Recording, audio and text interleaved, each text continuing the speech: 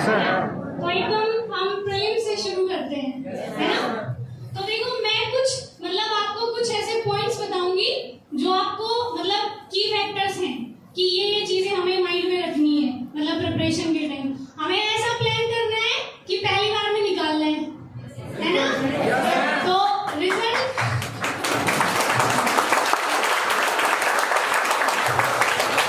मतलब रिजल्ट चाहे कुछ भी हो वो बाद में देखा जाएगा, लेकिन हमें प्लान ऐसा ही बनाना है कि पहली बार में निकालना है, ठीक है? तो मैं कुछ की फैक्टर्स मतलब जो मुझे लगता है कि इम्पोर्टेंट है मैं आपको बता देती हूँ। देखो सबसे पहले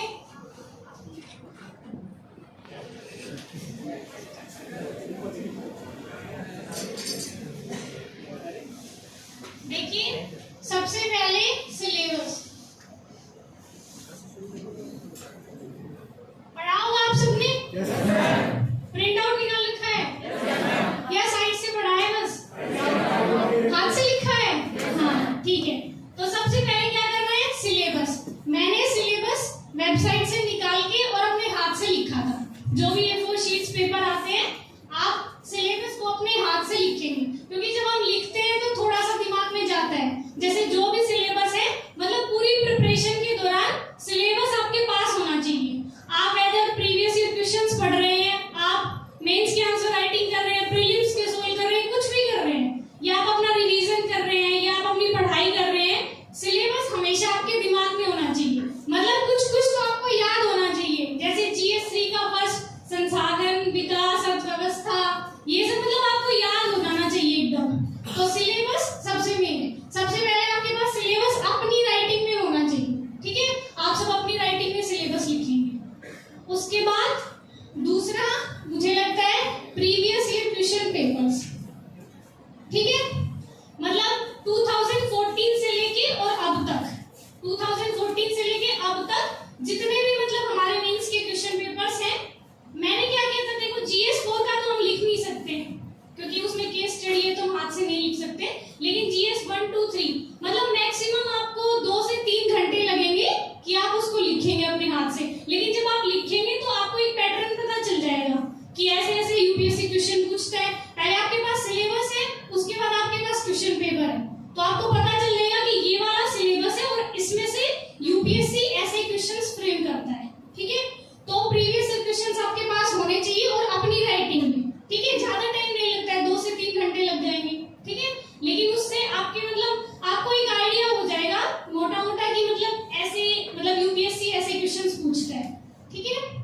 उसके बाद तीसरे नंबर पे आएंगे हम सोर्सेस।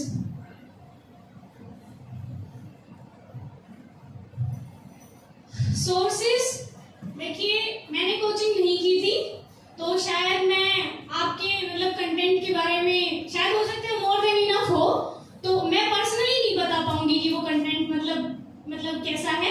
लेकिन मुझे ऐसा लगता है एक बार जो आपको कंटेंट मिल गया आप उस पर स्टिक रहिए। मतलब ज्यादा रिसोर्सेज कलेक्ट करने के चक्कर में मत पड़िए, वो ही ध्यान रखना है 1 साल में करना है ना, तो ज्यादा रिसोर्सेज पढ़ेंगे तो मुझे लगता है कि थोड़ा सा वो बिखर जाता है। फिर अपने रिसोर्सेज जितने ज्यादा हो सके कम रखिए, मतलब जितना आप कम रख सकते हैं उतना कम रखिए, क्योंकि ज्ञान मतलब ज्ञान ऐसे नहीं है कि मेरे से ज्यादा बहुत ज्यादा ज्ञानी लोग हैं यहाँ, लेकिन नहीं हो पाता है। बस हमें क्या करना है कि जो यूपीएससी की डिमांड है उसके हिसाब से तैयारी करनी है, ठीक है? तो रिसोर्सेज ज्यादा कलेक्ट नहीं करने, थोड़े रिसोर्सेज रखने हैं, लेकिन मल्टीपल टाइम्स रिवीजन करना है। तो रिसोर्सेज आपके पास होंगे ही। मेरे रिसोर्सेज मैंने बता दिए हैं बहुत जगह, तो आप मतलब देख सकते हैं। लेकिन बस ऐसे नहीं कि ये भी ऐसा होता है कि हम देखते हैं कि सामने वाला ये पढ़ रहा है, हमने नहीं पढ़ा तो हाय क्या हो जाएगा, ठीक है? ऐसे नहीं, ठीक है?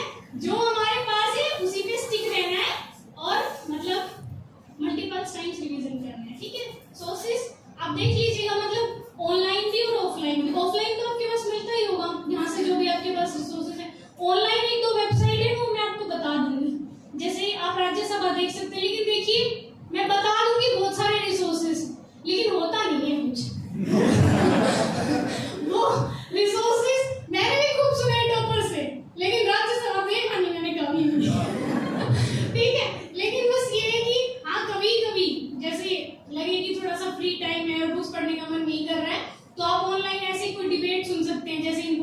टॉपिक्स जो चल रहे हैं उस पे, तो उसके लिए मुझे लगता है आकाशवाणी पे जो आता है मतलब वो थोड़ा सा सुन लेंगे तो मुझे लगता है बेनिफिशियल, ठीक है। क्योंकि मैंने जो नहीं किया मुझे लगता है कि मुझे करना चाहिए था, वो भी मैं आपको बताऊंगी, तो आप वो भी कर लेना, ठीक है।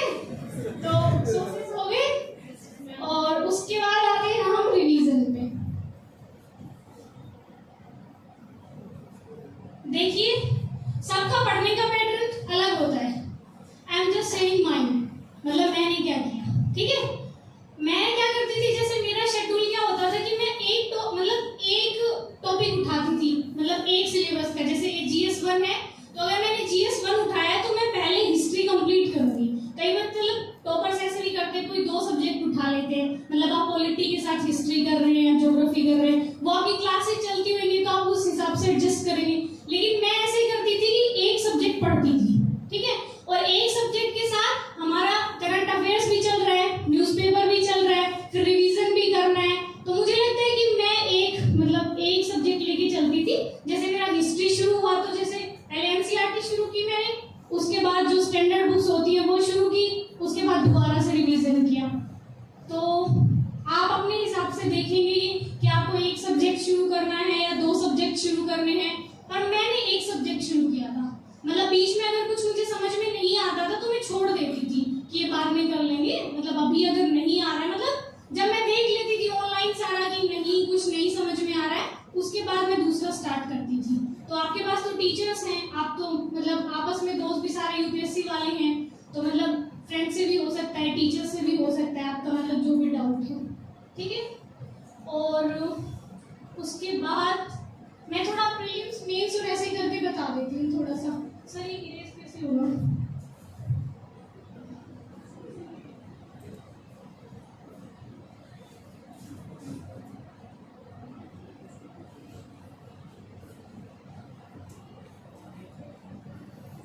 देखिए प्रीलिम्स में पता है 2 पेपर, पहला GS वाला, दूसरा ठीक है। अभी प्रीलिम्स आप सब देंगे ना इस बार 24 में? नो 24 कोई देगा, कोई नहीं, ठीक है। पहला पेपर GS वाला, ठीक है, और दूसरा पेपर CSET। देखिए मैं इतना कहूंगी कि अभी प्रीलिम्स थोड़ा टफ होता जा रहा है, तो प्रीलिम्स को मतलब हम लाइटली ना लें, और हिंदी मीडियम में तो वैसे ही प्रीलिम्स में थोड़ा सा होता है डिफिकल्ट, है ना। तो प्रीलिम्स को आप एकदम छोड़े ना, पूरा फोकस रखें। मेंस पे तो रखना ही है क्योंकि रैंक कोई बनाएगा, लेकिन प्रीलिम्स को हल्के में नहीं लेना, ठीक है। तो सबसे पहले मैं CSET बता देती हूँ। देखिए CSEट क्योंकि मेरा साइंस बैकग्राउंड था, मेरा मैथ्स ठीक था, मेरी इंग्लिश ठीक थी, तो शायद मैं उतना कंफर्टेबल नहीं हूँ CSET के लिए, लेकिन आपकी क्लासेस चलती होंगी तो CSET आप देख लीजिएगा। मतलब CSET में वैसे भी क्वालिफाइंग की है, लेकिन वैसे कोई हल्के में नहीं लेना है ना। बच्चों को मैंने देखा है, कई बच्चे मतलब मेरे साथ भी थे जिनका GS में 120 स्कोर हो रहा था और CSET नहीं हुआ। तो ऐसा नहीं करना है कि CSET को एकदम लाइटली ले लेना है। CSET भी पढ़ना है, लेकिन पता है ना मतलब इसी से बनता है, लिस्ट इसी से बनेगी, तो इस पे फोकस रखना है, लेकिन इसको भी साथ साथ लेके चलना है। तो CSET के लिए थोड़ा सा मैं नहीं बता पाऊंगी, लेकिन बस यही है कि मैं ऐसे करती थी CSET में कि मैक्सिमम मैथ्स वाले क्वेश्चन सोल्व करती थी। मैंने तो अपने नंबर नहीं देखे, लेकिन बच्चों ने देख लिए कि दिव्या मैम 1-2 नंबर से ही हुई है, 3 नंबर से ही हुई है, तो मतलब होना ही है, बस क्वालिफाई करना है, उसमें टॉप थोड़ी करना है। तो बस मैंने ऐसे किया था, मैक्सिमम मैंने मैथ्स वाले क्वेश्चन अटेम्प्ट किए थे, ताकि मतलब मेरे एकदम आंसर निकल गए थे, तो मुझे पता था ये ठीक ही है। तो मैं अटेम्प्ट भी ऐसे ही करके आई थी, एकदम मतलब ऐसे करके कि हाँ बस पास होना है, क्वालिफाई करना है, वही। तो CSET का आप देख लीजिएगा। मैं GS का बता देती हूँ थोड़ा सा। देखिए 100 क्वेश्चन आते हैं, ठीक है।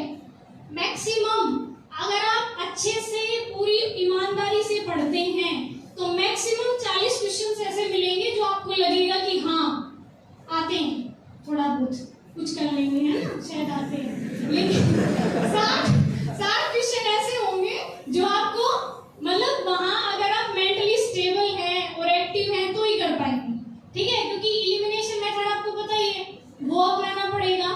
और जितना हमने पढ़ा है, देखिए UPSC थोड़ा सा अब डायनेमिक हो रहा है, मतलब इंटरकनेक्टेड करके पूछता है। जैसे करंट में अगर कोई न्यूज चल रही है तो उसका वो बेसिक पूछेगा, उसकी हिस्ट्री उठा के पूछेगा, तो ऐसे हमें डायनेमिक अप्रोच लेके पढ़ना है, ठीक है। तो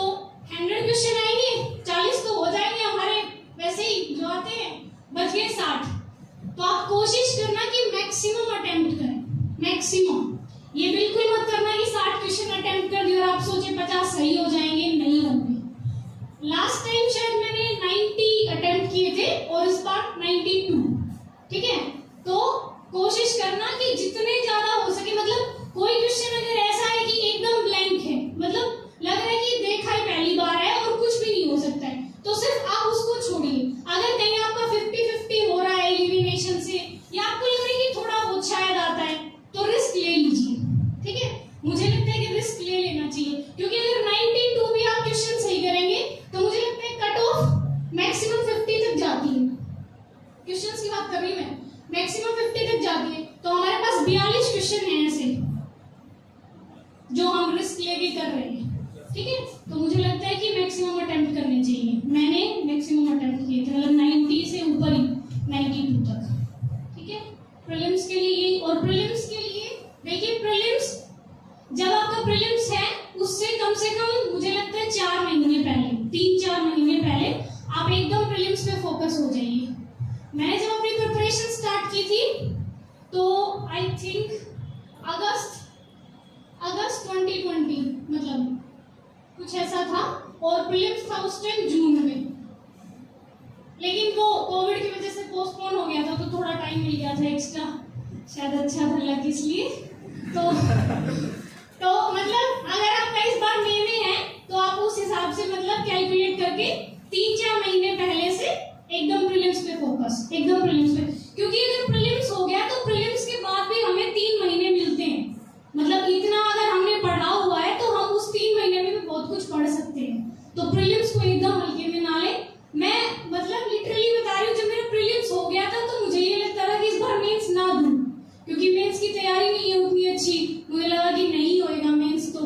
लेकिन जब मतलब वो 3 महीने अच्छे से प्रिपरेशन की और पूरी मेहनत की तो हो गया।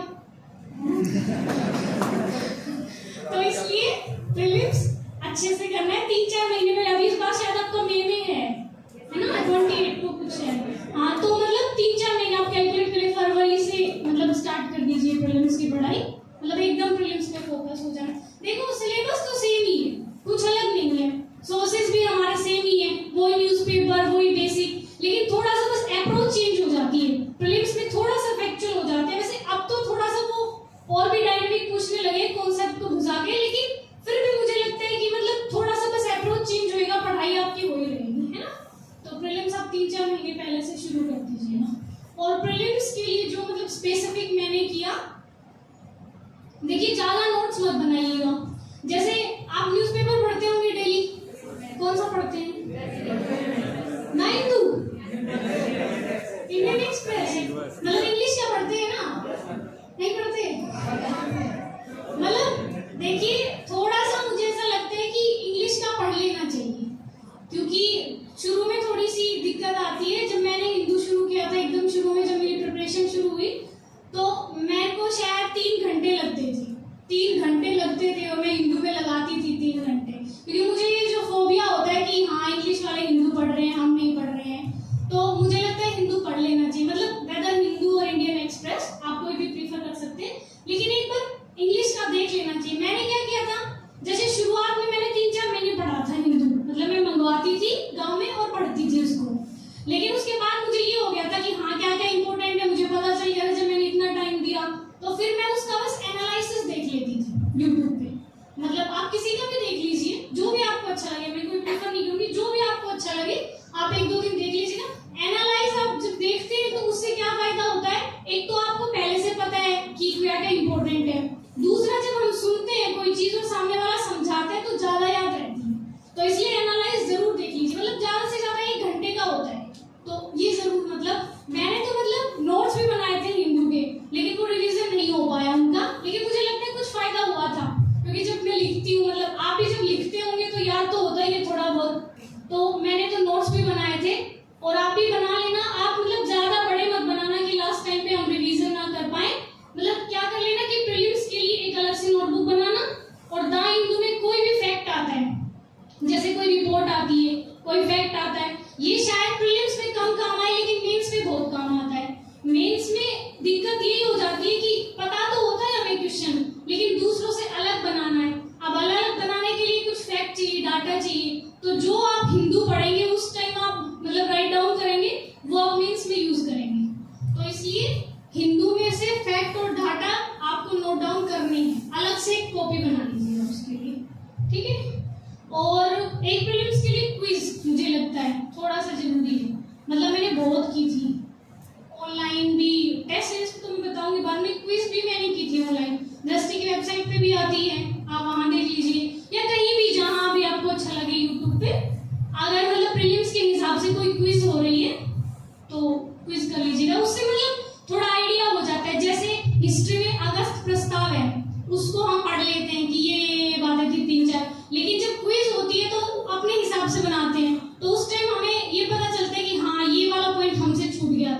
ये रक्षा की जगह वो विदेश लिख देते हैं, और मतलब संविधान सभा में किस किस को शामिल करेंगे तो थोड़ा सा घुमा फिरा देते हैं। तो जब हम क्विज करेंगे तो पता चल जाएगा कि शायद ये पॉइंट हमसे छूट गया था, तो इसलिए क्विज जरूरी है, ठीक है। और टेस्ट सीरीज प्रीलिम्स से मतलब मैंने ही शायद 60 लगाए होंगे, 60 मतलब टेस्ट किए थे मैंने। ऐसे तो नहीं दिए कहीं टेस्ट, मैंने मतलब ले लिए थे वहीं से, और मतलब प्रिंटेड, और मैं बस कर लेती थी और फिर मैच कर लेती थी, और फिर उसका जो भी सॉल्यूशन था जो मुझे नोट डाउन करना होता था वो नोट डाउन।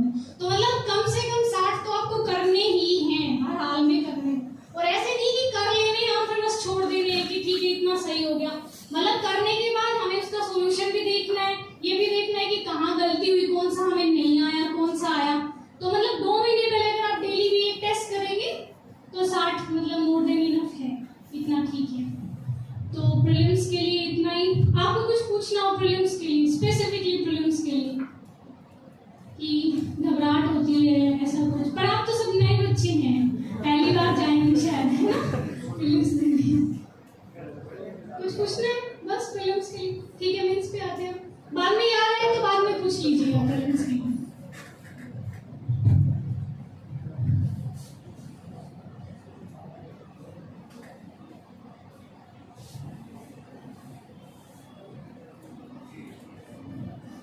मेंस में देखिए पैटर्न आपको सबको पता है, कितने पेपर होते हैं, GS1, GS2, GS3, GS4। ऐसे का होता है, सबसे जो इम्पोर्टेंट है वो हमारा ऑप्शनल होता है ना, और फिर कंपल्सरी होता है। कंपल्सरी में हिंदी में तो हमें दिक्कत होती नहीं है, देखते ही नहीं है हिंदी वाला तो, है ना। इंग्लिश वाला थोड़ा सा देखना पड़ता है कि हाँ कहीं गड़बड़ ना हो जाए। तो कंपल्सरी सबसे पहले बता देती हूँ। जैसे कंपल्सरी के लिए कुछ नहीं पढ़ना, मतलब बिल्कुल पढ़त नहीं लेनी कंपल्सरी वाले की कि हाय इंग्लिश का है, नहीं ऐसे कुछ नहीं। बस अगर आप डेली हिंदू पढ़ रहे हैं या इंडियन एक्सप्रेस पढ़ रहे हैं तो इतनी इंग्लिश तो आपकी वैसे ही ठीक हो जाएगी, ठीक है। और बस इतना सा करना है कंपल्सरी के लिए कि जब आप मेंस लिखने जाएं उससे पहले 2 पेपर, बस मैक्सिमम 2 कंपल्सरी के पेपर अगर आप लिख लेंगे बैठ के यहाँ कोचिंग में, तो उससे आपको पता चल जाएगा कि मतलब मैं कहाँ रुक रहा हूँ, कहाँ मतलब मुझे दिक्कत हो रही है ना। तो 2 मतलब पेपर मैंने तो खैर नहीं लिखा एक भी, लेकिन लिख लेना, मतलब मुझे ऐसा लगता है थोड़ा सा कि लिख लेना चाहिए। मतलब मेरी इंग्लिश थोड़ी ठीक है तो मुझे लगा कि हो जाएगा इंग्लिश वाला तो लेकिन दे लेना 1-2 टेस्ट, तो उससे थोड़ा आइडिया हो जाएगा। मतलब क्या ये 3 ही घंटे लगते हैं, क्या ही जाता है जब भेज देंगे उस टाइम। तो एक कंपल्सरी के लिए जो मैं बताऊंगी ऐसे आता है, इसमें पहला क्वेश्चन ऐसे आता है, शायद 100 नंबर का आता है, इंग्लिश में लिखना होता है। वो टॉपिक एकदम मतलब सिंपल होते हैं, एजुकेशन होगा, वुमेन होगा, हेल्थ होगा, या कुछ ऐसा मीडिया, सोशल मीडिया, कुछ ऐसा होगा। लेकिन बस एक काम करना है, पूरे पेज भर देना है, 6 पेज आते हैं इसमें। मतलब उसको ये लगना चाहिए कि इतनी इंग्लिश आती है कि भर दिया। आप प्लेटफॉर्म में से बोलने को नहीं चाहिए, लेकिन इतनी इंग्लिश तो हमारी ठीक है कि लिख देंगे। तो मतलब पूरे पेज भर के आ रहे हैं 6, उसको ये नहीं लगना चाहिए कि इसको आता नहीं था इसलिए पेज खाली रह गया। 6 पेज पूरे भरने, और 1-2 पोएम याद कर लेंगे इंग्लिश में, ठीक है। मतलब जो कोट्स डाल सके, थोड़े खतरनाक 1-2 ऐसे हो कि उसको लगेगा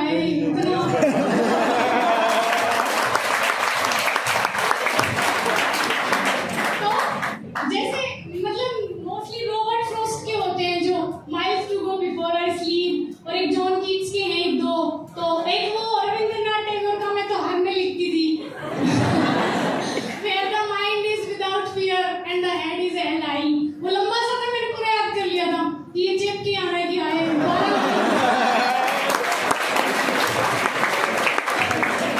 तो इसलिए पोएम याद कर ले, मतलब कोई भी कोट्स, मतलब अच्छे कोई नेल्सन मंडेला के कोट्स हो या कोई पोएम हो जो अच्छे हो, मतलब ऐसे नहीं कि कुछ भी थोड़े से स्टैंडर्ड वाले हो, नेल्सन मंडेला के, गांधी जी के हैं, विवेकानंद के हैं, ऐसे कोट्स। बस इसके लिए यही है। ग्रामर थोड़ी सी देख लीजिएगा लास्ट टाइम पे, मतलब कि ग्रामर में मतलब 20-25 नंबर मिल जाएं, ताकि ये ना लगे कि ग्रामर एकदम ऐसे है। तो बस कंपल्सरी के लिए इतना है। आप 1-2 टेस्ट देंगे ना तो उससे पता चल जाएगा कि मतलब कैसा आ जा रहा है। कंपल्सरी के लिए इतना है। उसके बाद GS1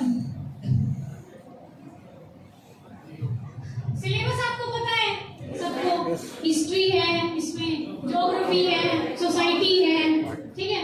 तो देखिए हिस्ट्री के लिए आपको क्लासेस चलती होंगी, नोट्स मिलते होंगे, मेरे सोर्सेस थोड़े अलग रहे हैं, लेकिन दैट डजंट मैटर, मतलब ठीक है, सोर्सेस वो सारे कवर आपके टीचर्स करवा देंगे, उसमें कोई दिक्कत नहीं है। तो बस जितना आपको पढ़ाया जाए पूरी ईमानदारी से पढ़ना है, मतलब एकदम सीरियस, इस बार एकदम सीरियस पढ़ाई एकदम सीरियसली करनी है, कोई उसमें ऐसे नहीं कि नहीं। आप जितनी मेहनत से करेंगे ना, तभी मतलब जब ऐसे लगेगा आपको कि हाँ मतलब हम एफर्ट कर रहे हैं, तभी भगवान जी को लगेगा कि हाँ ये बच्चा एफर्ट कर रहा है ना। तो पहले खुद को लगना चाहिए कि हाँ हम एफर्ट कर रहे हैं। तो देखिए मैंने पूरी ईमानदारी से पढ़ाई की है, मेरी मेहनत में कोई कमी नहीं रही है, तभी मुझे लगता है कि ऐसा नहीं होगा कि आप सोचें कि यूपीएससी ऐसे ही हो जाएगा, मतलब ऐसा नहीं होगा। अगर आप पूरी मेहनत से पूरी ईमानदारी से पढ़ रहे हैं देन ओनली, ठीक है। आप अपनी मतलब रिजल्ट चाहे कुछ भी रहे, वो हमें नहीं सोचना है कि क्या रिजल्ट रहेगा, बस आप अपना पूरा एफर्ट लगाइए, आप अपना पूरा एफर्ट लगाइए, पूरी ईमानदारी से पढ़िए, जो आपको क्लास में पढ़ाया जा रहा है, जो आपको रिवीजन के लिए बोला जा रहा है, जो आपके डेली के टारगेट्स हैं, आप एकदम कंप्लीट करिए उनको। देखिए टारगेट हमेशा मैं ऐसे सेट करती थी, थोड़ा ज्यादा सेट करती थी, जैसे मान लो एक दिन में स्पेक्ट्रम के 500-200 पेज पढ़े जाते हैं, मैं 250 लेके चलती थी कि आज 250 पढ़ने, क्योंकि मुझे पता था पढ़े तो जाएंगे नहीं 250 लेकिन मैं सोचती थी 250 पढ़ने हैं तो मैं 180 तक पहुंच जाती थी, पढ़ने होते हैं 200, मैं 250 लेके चलती थी तो 180 तक पूरे हो जाते थे। अगर इतना भी हो गया कि आप अपने डेली टारगेट्स के 60-70% भी पूरा कर रहे हैं, आप रात को सो रहे हैं जाके, तो आपको ये फील हो रहा है कि हाँ मैंने मेहनत की है और जितना मेरा टारगेट था शायद कंप्लीट हो गया, तो मुझे लगता है मतलब ऐसी कोई भी रुकावट नहीं आएगी जो आपको आईएएस बनने से रोक दे, ठीक है। ठीक है, वापस आते हैं जीएस 1 पे। देखिए जीएस 1 में थोड़ा सा बेसिक अच्छे से पढ़ना है, जैसे हिस्ट्री है आपको फ्रीडम स्ट्रगल एकदम अच्छे से पढ़ना है, क्योंकि उससे आएगा ही। ज्योग्राफी की क्लाइमेटोलॉजी है या फिजिकल ज्योग्राफी है, ओशनोग्राफी है, जो भी है इसमें थोड़ा बेसिक पूछते हैं, मतलब बेसिक आपको अच्छे से करना है, अर्थक्वेक्स के बारे में, डिजास्टर्स के बारे में, जो भी मतलब बेसिक आपको अच्छे से करना है फर्स्ट वाले पेपर में। सोसाइटी आप मतलब मेंस से 65 पढ़ लीजिएगा, या सोसाइटी के लिए आप डेली जो भी मतलब न्यूज़पेपर पढ़ रहे हैं तो उससे कवर हो जाएगा, और सोसाइटी के लिए आपकी क्लासेस होती होंगी तो आप वहां से देख लीजिएगा। लेकिन इसमें मुझे लगता है थोड़ा बेसिक का ज्यादा रोल होता है, करंट अफेयर्स जीएस 1 में थोड़ा सा कम होता है, बेसिक ज्यादा होता है, तो इस पे आप बेसिक पे एकदम कमांड रखिए जीएस 1 में, ठीक है। और अपना मतलब आप क्वेश्चंस देख लीजिए, सबसे ज्यादा शायद हिस्ट्री से ही आते हैं, फ्रीडम स्ट्रगल वाले मूवमेंट से। वैसे तो देखिए यूपीएससी डायनेमिक है, कभी कुछ भी पूछ ले, मतलब पोर्शन कुछ भी चेंज कर दे, हो सकता है इस बार ज्योग्राफी के ज्यादा है जाए, तो आप ऐसे मतलब एकदम फिक्स करके ना चले, जो भी आपका सिलेबस है, जो भी यूपीएससी का सिलेबस है वो सारा अच्छे से कवर करें, ठीक है।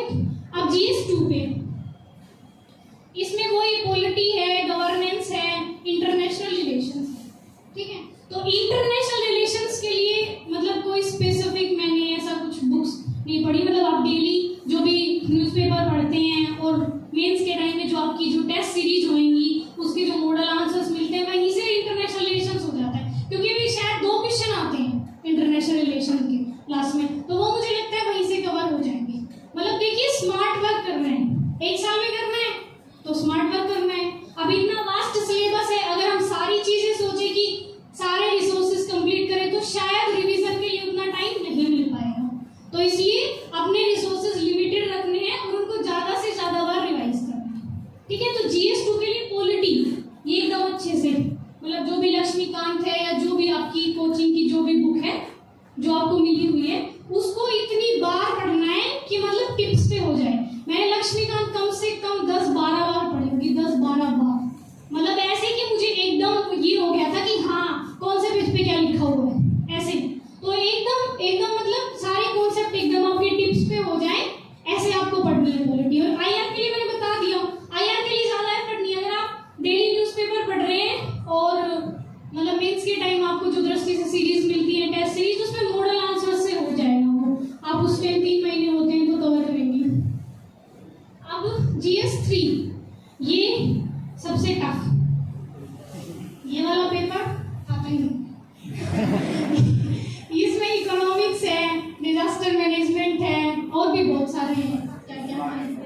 सिक्योरिटी है, साइंस एंड टेक है। हाँ, इसमें थोड़ा सा डायनेमिक होता है और थोड़ा इसमें करंट ज्यादा आता है।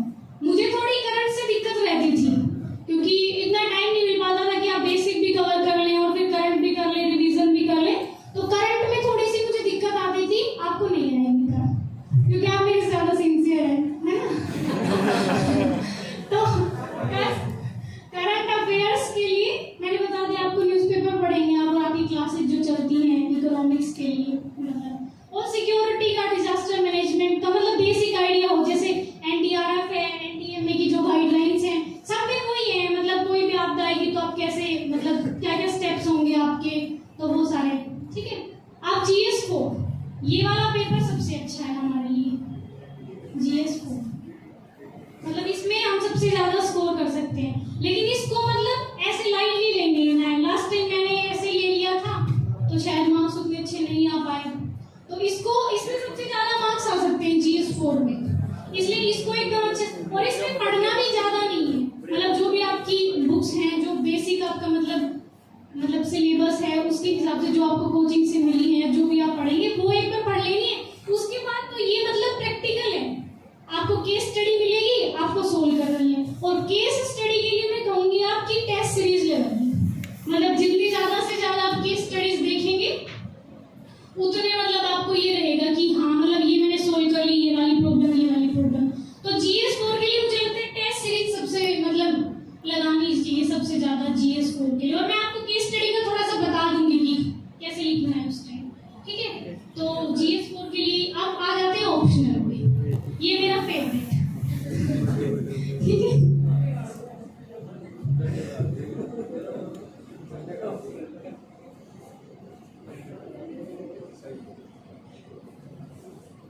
ये वाला मेरा फेवरेट है। तो हिंदी लिटरेचर था मेरा ऑप्शन, तो आप में से भी ज्यादातर बच्चों का होगा हिंदी। अच्छा, कुछ का हिस्ट्री होगा शायद, पर हिस्ट्री में भी अच्छे नंबर मिलते हैं हिंदी मीडियम वालों को, लेकिन हिंदी में भी अच्छे मिलते हैं मतलब। तो ऑप्शन में 2 पेपर हैं। पैटर्न आपको पता है ना सारा, मुझे बताने की जरूरत नहीं है। 5 क्वेश्चन अटेम्प्ट करने हैं, 5 किसमें अटेम्प्ट करने हैं, पहले वाला 5 वाला कंपलसरी है और फिर सेलेक्ट करने हैं हमें इसमें से। तो देखिए, इसके जो पहला पार्ट होता है, पहला पेपर का क्या खंड होता है, जो इसमें ये भाषा वाला है, इसमें आप जितने मैक्सिमम स्कोर कर सकते हैं, जितने मैक्सिमम स्कोर कर सकते हैं। मतलब ये तो एकदम, मैं भाषा वाले के लिए कोई भी कुछ प्रेफर नहीं करूंगी, बस सर के जो नोट्स हैं एकदम मतलब रट लेना है उनको एकदम अच्छे से। मैं मतलब ऐसे लगा लो कि जैसे ऐसे पूछा गया अवट, एकदम सिंपल क्वेश्चन पूछते हैं पहले वाले पेपर में, तो वही सर के नोट से उठा के डायरेक्ट, जैसे अवट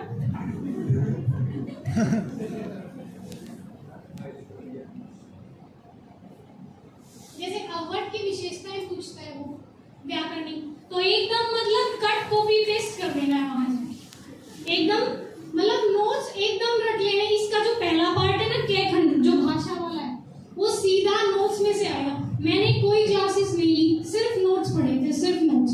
लेकिन नोट्स मैंने इतनी बार पढ़े थे कि मतलब एकदम मुझे याद हो गए थे। जैसे सर का जो पहला पॉइंट लिखा हुआ है ना नोट्स में, मैं पेपर में वो पहले नंबर पे लिख के आई, दूसरा है वो दूसरे नंबर पे लिख, मतलब इस कदर मैंने उसको रट लिया था कि पहला वाला पॉइंट पहले नंबर पे, दूसरा वाला दूसरे पे, ऐसे।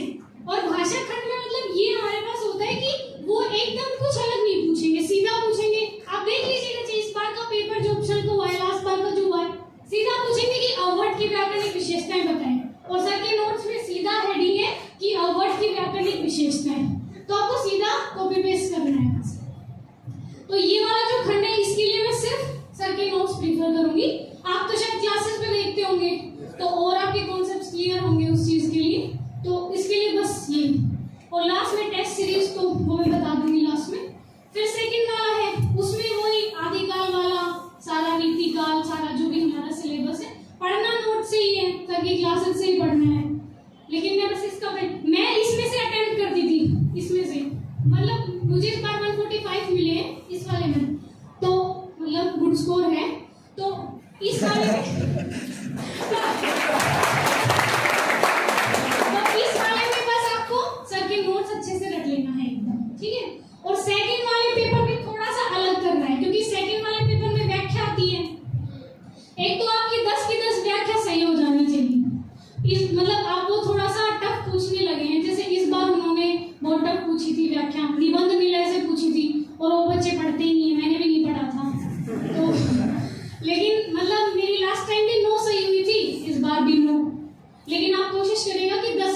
सही हो जाए, मतलब ऐसा चांस ना छोड़े हम कि एक भी व्याख्या हमारी गलत हो, क्योंकि अगर आपकी 10 की 10 व्याख्या सही है तो वो अलग ही इम्पैक्ट जाता है कि बच्चे की 10 की 10 व्याख्या सही है, तो मतलब फिर वो बाद में भी मार्किंग पे असर डालता है। तो व्याख्या आपकी एकदम 10 की 10 सही होनी चाहिए। उसके बाद सेकंड वाले पेपर में क्या करना है, सेकंड वाले पेपर पता है ना आपको, गोदान ये सब है उसमें, तो थोड़े से ना एग्जांपल्स बदल लीजिए, मतलब एग्जांपल्स जैसे सर के नोट से सब पढ़ते हैं, सबके सेम एग्जांपल हैं, अब पेपर जब एग्जामिनर चेक करेगा तो सबको सेम एग्जांपल मिलेंगे, सबके वही एग्जांपल हैं, तो थोड़े से मुझे लगता है आप एग्जांपल चेंज कर दीजिए। जैसे गोदान हम पढ़ेंगे, मेलाचल हम पढ़ेंगे, पूरा पढ़ेंगे, तो उसमें से हमें लगे जैसे नोट्स आप लेके बैठ रहे हैं और हमें लगे कि इस एग्जांपल की जगह ये वाला एग्जांपल सेट हो सकता है, तो एग्जांपल चेंज कर दीजिए, थोड़ा सा मतलब उससे अलग लगता है। मैंने इस बार लास्ट टाइम तो मैंने वही कॉपी पेस्ट किया है, इस बार मैंने थोड़ा सा अलग किया है, मतलब एग्जांपल्स थोड़े से चेंज करके, तो देखते हो। लेकिन मुझे लगता है मतलब जैसे सर से बात हुई है जिनसे भी कि एग्जांपल थोड़े से बदल दीजिए, उससे थोड़ा सा इफेक्ट होता है, ठीक है। और ऑप्शनल में तो क्या बताऊं, ऑप्शनल में तो बस देखिए रिवीजन पे है। मुझे ऐसा लगता है ऑप्शनल, मैं जब प्रीलिम्स मेरा हो गया था उस टाइम तक मेरा सिर्फ ऑप्शनल अच्छे से तैयार था, एकदम अच्छे से तैयार है, तो मुझे लगता है ऑप्शनल आप एकदम अच्छे से कर लीजिए। ऑप्शनल में 270 प्लस तो लाने ही लाने हर हाल में, मतलब 300 अगर आ गए तो आईएएस ही सीधा है, ठीक है, तो 270 प्लस से ऊपर लाने ही लाने, मतलब 270 प्लस लाने ही लाने, 300 अगर आ जाए तो फिर बात ही क्या है। तो ऑप्शनल के लिए मैं बस ये बोलूंगी कि बार बार रिवीजन करना है। देखो हिंदी में हमारे एक फायदा होता है कि अपडेट नहीं करना है, कुछ न्यूज़पेपर से नहीं जोड़ना है, कुछ नहीं करना है, बस सीधा क्या करना है, रटना है, जितना आप मतलब अच्छे से रट सकते पहला पेपर, दूसरा वाला पेपर थोड़ा सा समझना भी है, मतलब समझ में आना चाहिए कि पूछ क्या रहा है उस हिसाब से। तो ऑप्शनल आप अच्छे से कर ले, मतलब अगर ऑप्शनल पे कमांड हो गई तो कुछ जीएस वाला मतलब मैनेज हो जाएगा अगर कहीं मिस्टेक हुई, ठीक है। और टेस्ट सीरीज, जैसे ऑप्शन के 16 टेस्ट मिलते हैं, वो लिखने हैं, मन नहीं करेगा बिल्कुल लिखने का, मैंने तो 2 ही लिखे थे लेकिन लिखने हैं बिल्कुल भी। मैंने सोचा था लास्ट टाइम कि इस बार अगली बार सारे लिखूंगी, लेकिन इस बार 3 तक ही हुआ 3 लेकिन लिख लेना, क्योंकि मैंने चाहे लिखे नहीं हो लेकिन मैंने सारे मतलब जितने भी टेस्ट थे उनकी फ्रेमिंग कर ली थी। जैसे टेस्ट लेके और पहला क्वेश्चन है तो मैं क्या लिखूंगी और फिर देख के अच्छा इसमें ये वाला मैंने नहीं लिखा, तो मतलब एक टाइप से वो यही हो जाता है कि आप फ्रेमिंग ऐसे कर लें कि आपकी मतलब नजरों से सारे क्वेश्चन निकल जाएं, अगर ये वाला है तो ऐसे लिखना। देखो लिखना थोड़ा टफ होता है, और उस टाइम मेंस के टाइम इतना प्रेशर होता है कि आपको ये भी करना है, ये भी करना है और फिर लिखना, लेकिन फिर भी मुझे लगता है थोड़ा सा डिसिप्लिन हो जाना चाहिए और लिख लेना, मतलब कम से कम 8-9 तो लिख ही लेना, मतलब कोशिश करना कि सारे एक बार, मतलब जो डेली टेस्ट आपके होते होंगे तो आप तो वैसे लिखते होंगे डेली टेस्ट, हमने तो नहीं लिखे, तो मतलब लिखना अच्छे से है, ताकि मतलब वहां पे जाके टाइम इतना कम होता है कि आप सोच नहीं सकते हैं, बस आपको क्वेश्चन पढ़ना है, उसकी डिमांड को समझना है, उसके बाद सीधे लिखना है। इतना टाइम नहीं होता है कि हम सोचे कि अच्छा ये वाला एग्जाम्पल था, बस इतना मतलब आपकी प्रैक्टिस हो जानी चाहिए कि क्वेश्चन सीधा पढ़ा, डिमांड समझी और सीधा राइटिंग स्टार्ट की। मुझे एक रहता था ब्लैक पेन वाला कि क्या करें, ब्लैक पेन यूज करें ना करें, थोड़ा सा टाइमिंग ऐसा होता है, तो लास्ट टाइम मैंने खूब ब्लैक पेन यूज किया था, मतलब जितना मुझसे हो पाए, जीएस में भी और ऑप्शनल में भी ब्लैक पेन अच्छे से यूज किया था, हेडिंग वेडिंग, लेकिन आप अपनी स्पीड देख के करिएगा, मतलब क्वालिटी के चक्कर में क्वांटिटी से बिल्कुल कॉम्प्रोमाइज नहीं करना है कि आप ब्लैक पेन यूज कर रहे हैं और क्वेश्चन हो रहे हैं 16 ही, ऐसे नहीं, ठीक है। ब्लैक पेन आपको तब यूज करना है तब आप इतने कंफर्टेबल हैं कि आप मतलब कर ले जाएंगे, मतलब पूरा पेपर कर ले जाएंगे ब्लैक पेन के साथ भी। तो इस बार मैंने थोड़ा कम यूज किया, तो मैंने सोचा क्वालिटी पे ध्यान देते इस बार, तो थोड़ा सा ब्लैक पेन, लेकिन आप अपनी कंफर्टेबिलिटी के हिसाब से देखिए कि अगर आपको लगे कि आपकी स्पीड अच्छी है और आपको याद भी अच्छे से है तो थोड़ा सा यूज कर लीजिएगा, उससे थोड़ा ठीक लगता है। मतलब जेल पेन, बॉल पेन, मैंने क्वेश्चन देखे हैं ये वाले बच्चों के, तो मैं उस हिसाब से बता रही हूँ। तो मैंने जेल पेन यूज किया था, जेल से थोड़ी स्पीड मतलब फास्ट हो जाती है, स्पीड ज्यादा रहती है और थोड़ा सुंदर भी लगता है देखने में, लेकिन आप मतलब अपने हिसाब से देखिएगा, पहले टेस्ट लिखेंगे तो समझ में आ जाएगा बॉल पेन से भी और जेल पेन से भी कौन सा है। ठीक है। और अब ऐसे वाला,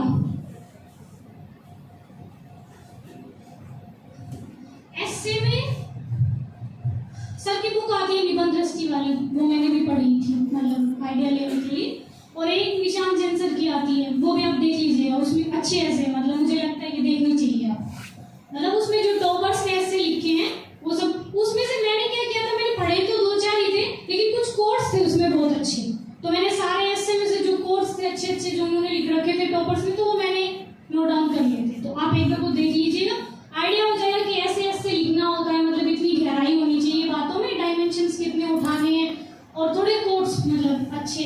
और हिंदी साहित्य वालों को तो वैसे भी दिक्कत नहीं होती है, कोट्स इतने रहते हैं, लेकिन फिर भी थोड़ा अलग लिखेंगे तो अच्छा लगेगा। और ऐसे के लिए तो मैं यही बोलूंगी कि आप डेली न्यूज़पेपर पढ़ रहे हैं, पूरा जीएस का सिलेबस पढ़ रहे हैं, आप अपना ऑप्शन भी पढ़ रहे हैं, तो ऑप्शन की तैयारी वैसे ही हो जाएगी, मतलब सॉरी ऐसे की तैयारी वैसे ही हो जाएगी। बस हाँ, पेपर से पहले ऐसे लिख के देखना है, वो आप जब मेंटरशिप में जाएंगे, प्रीलिम्स आपका हो जाएगा, तो अपने आप आपको इतने मतलब टेस्ट लिखने पड़ेंगे कि ऐसे आप लिख लेंगे।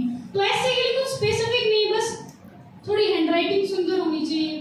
कल बच्चों ने क्वेश्चन पूछ रखा है हैंडराइटिंग के बारे में भी, तो थोड़ी ठीक होनी चाहिए। मुझे लगता है कि मतलब कम से कम एग्जामिनर आपकी हैंडराइटिंग अच्छे से समझ रहा है, उसको लग रहा है कि आप क्या लिख रहे हैं। और ऐसे में तो इतना टाइम होता है कि आप अच्छे से सोच सकते हैं, फ्रेमिंग कर सकते हैं, ब्लैक पेन अच्छे से यूज कर सकते हैं। तो हैंडराइटिंग थोड़ी सी मतलब ठीक होनी चाहिए, मतलब कि ताकि सामने वाले को देखो, थोड़ा तो फर्स्ट इंप्रेशन होता ही है हैंडराइटिंग का, तो मतलब कोशिश करिए कि ठीक लिखे हैंडराइटिंग। तो ऐसे के लिए बस इतना ही, ऐसे में तो यही है। तो मेरी तरफ से तो हो गया ये, बता दो मुझे, बोलिए।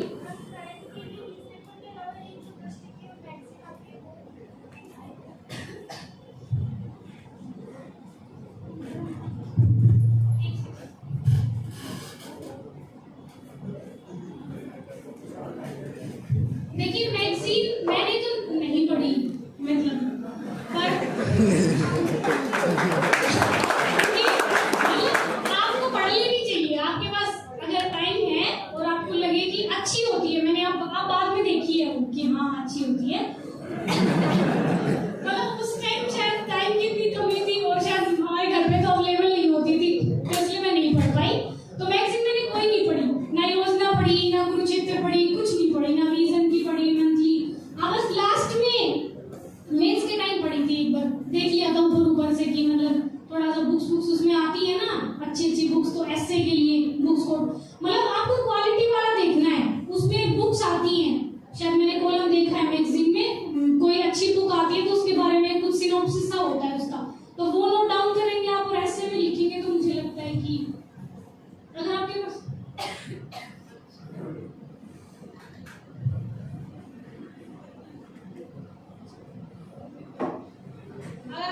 टाइम है तो पढ़ लीजिएगा, लेकिन मैंने नहीं पढ़ी थी, लेकिन पढ़ लेना चाहिए थोड़ा अगर टाइम है तो। और बताइए, हाँ बोलिए। शॉर्ट नोट्स, देखिए नोट्स मैं तो ज्यादा बनाने में बिलीव नहीं करती हूँ। नोट्स मतलब मुझे ऐसा लगता है कि एकदम शुरू में जब मैंने कोशिश की तो वही छाप दिए जो उसमें थे, जो लगा कि सारा इम्पोर्टेंट है, अब क्या ही छोड़ दूं इसमें से, ये भी इम्पोर्टेंट, ये भी लिख लूं, ये भी लिख लूं। तो मैंने ज्यादा नहीं बनाए, थोड़े थोड़े बनाए थे, मैंने बताया ना जैसे हिंदू के बनाए थे मैंने, लेकिन मेरी ये गलती हो गई कि मैंने प्रीलिम्स और मेंस के अलग अलग नहीं बनाए। आप ये करना, जब आप हिंदू पढ़े तो प्रीलिम्स की अलग नोटबुक, मेंस की अलग। आपको लगे कि कोई ऐसा फैक्चुअल है तो प्रीलिम्स वाली में नोट करना, और कोई ऐसा लगे कि मतलब अच्छा कुछ कॉन्सेप्ट आया है कि हाँ उसमें हम दे सकते हैं, जैसे इलेक्ट्रिक व्हीकल्स में कुछ उसके पॉजिटिव बताए गए हैं, कुछ नेगेटिव बताए गए हैं, तो वो डायरेक्ट मेंस में आ सकता है, तो आप वो मेंस वाली में नोट मतलब नोट डाउन करिए। और ऑप्शनल के लिए नोट्स मैंने नहीं बनाए, ऑप्शनल के लिए सबके नोट्स हैं, तो नोट्स बनाने में क्यों ही, मुझे लगता है ऐसा, मतलब प्रदीप द्विवेदी है, देखा होगा ना उनका भी आपने, हिंदी साहित्य में उनके बहुत अच्छे मार्क्स हैं, तो मैं उनके 1-2 वीडियो देखा था जब मैंने शुरू किया, तो उन्होंने भी ये बोला था कि मैंने नहीं बनाए, तो मुझे लगा मैं भी तो मैंने भी नहीं बनाया, मुझे लगा ठीक है,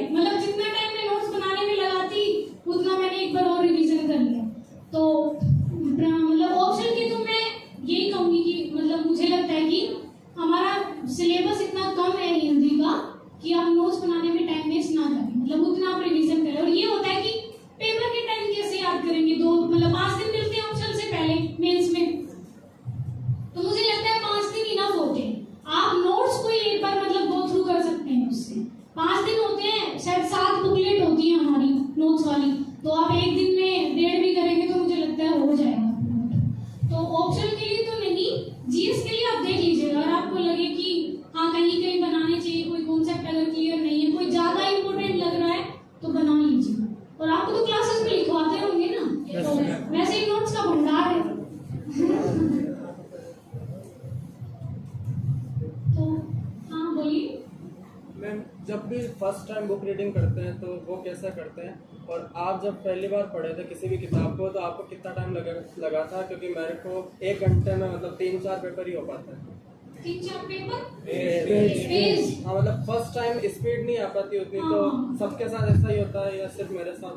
नहीं, देखिए फर्स्ट टाइम आप पढ़ेंगे तो थोड़ा समझने में तो दिक्कत आती है ना। मैंने जब लक्ष्मीकांत पहली बार पढ़ी थी तो आई थिंक मेरी 11 दिन में पूरी हुई होगी वो, मतलब क्योंकि समझना भी उसको और पहली बार पढ़ना, और मैंने उसी से शुरुआत की थी, तो थोड़ा टाइम लगता है। लेकिन जब आप दूसरी बार पढ़ेंगे तो मुझे लगता है कि वो थोड़ा कम हो जाता है, जैसे 7 दिन हो जाएंगे, फिर नेक्स्ट डे पढ़ेंगे फिर 6 दिन हो जाएंगे, फिर नेक्स्ट बार पढ़ेंगे 5 दिन ही हो जाएंगे। तो मुझे ऐसा लगता है जैसे जैसे आपकी, और इस बात से बिल्कुल नहीं घबराना है कि शुरू में ऐसा हो रहा है, शुरू में सबके साथ होता है। देखिए हर कैंडिडेट को ऐसा फील होता है कि आज नहीं हो रहा है, नहीं हो रहा है। वो जो मतलब एक टाइम आता है जब हम डिमोटिवेट हो जाते हैं कि हम बहुत थोड़ा पढ़ रहे हैं या हमसे तो हो ही नहीं रहा है। तो ऐसा सबके साथ होता है, मेरे साथ भी होता था। मतलब आप कुछ ऐसा पॉइंट ढूंढिए कि आपको लगे कि उससे आप मोटिवेट होते हैं। तो बीच बीच में ऐसा भी नहीं ना रोबोट बन के पढ़ना है। मुझे लगता है 8 आवर्स मोर देन इनफ है, 8 आवर्स मोर देन इनफ है। अगर आप अच्छे से पढ़ रहे हैं, मतलब ऐसा नहीं कि बस बुक खोल के 8 घंटे कंप्लीट हो रहे हैं, ऐसे नहीं। 8 घंटे आपको अच्छे से पढ़ना है, मतलब मन लगा के कि आप उस टाइम सिर्फ पढ़ाई ही कर रहे हैं। मैं जब मोटिवेट मतलब डिमोटिवेट हो जाती थी कि नहीं हो रहा है, मैं बुक्स बंद करती थी, मैं अपनी मम्मी से बतियाती थी 1 घंटे आराम से। ये पढ़ाई की बात नहीं, मैं और बातें इधर उधर की जो भी होती है वो आराम से। फिर मुझे लगता था हाँ खूब टाइम खराब कर लिया है अब मैंने, और फिर मुझे लगता था कि हाँ मतलब आपको ऐसा काम करना है जिससे आपको एनर्जी मिले, आपको लगे कि हाँ भाई अब पढ़ना है। तो ऐसे घबराना बिल्कुल नहीं है कि हमसे नहीं हो रहा है, बीच बीच में ऐसे स्टेजेस आ रहे हैं कि हमें थोड़ा सा डिप्रेशन फील हो रहा है या डिमोटिवेट फील हो रहा है, उससे बिल्कुल भी नहीं घबराना है, पहली बार में ही कर लेंगे, है ना।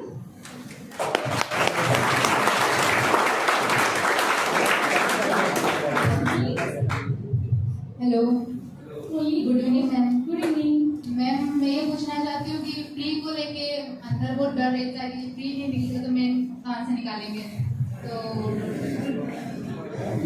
मैम प्री के लिए मतलब उस डर को खत्म करने के लिए क्या करें, और जो पेपर होता है उसमें मतलब कि कौन कौन से ऐसे पोर्शन होते हैं जो हमको अटेंड करने चाहिए? देखो अटेंड वाला तो मैंने बता दिया कि शुरू में जब आप एक बार थोड़ी स्पीड बढ़ाइएगा, मतलब प्रीलिम्स में कि जल्दी आप क्वेश्चन पढ़ पा रहे हैं, तो मैं थोड़ी जल्दी पढ़ देती थी। तो जब आप पहली बार में क्वेश्चन देख रहे हैं तो उस टाइम आप वो सारे अटेंड करेंगे जो आपको एकदम अच्छे से आते हैं, मतलब आपको लगता है कि हाँ भाई ये तो एकदम अच्छे से आते हैं, हम कर लेंगे।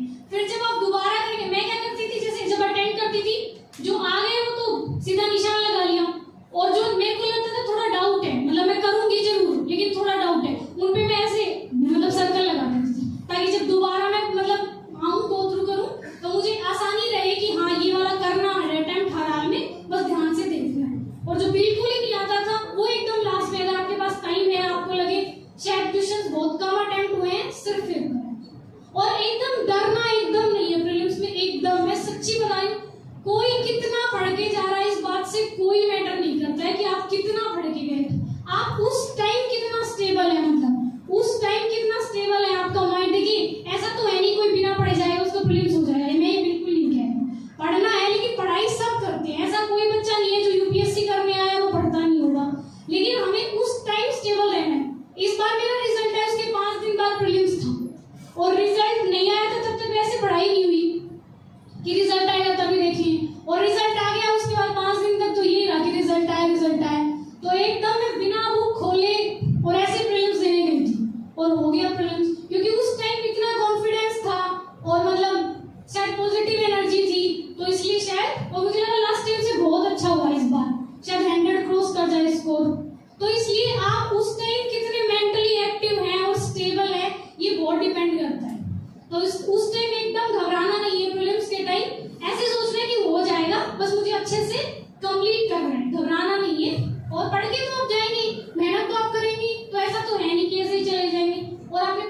पूछा था? मैम मैंने ये पूछा था कि मतलब बहुत डर लगता है। हाँ तो मैं क्लियर नहीं हुआ तो मैं कहाँ से क्लियर करूँ? नहीं ऐसा नहीं है, हो जाएगा। Okay ma'am, thank you ma'am. Okay.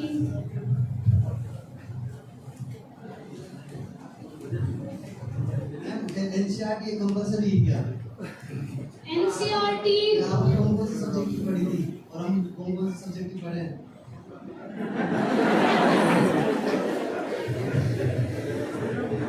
NCERT मुझे लगता है बेसिक बुक होती है और मुझे ऐसा लगता है पर्सनली कि पढ़ना चाहिए।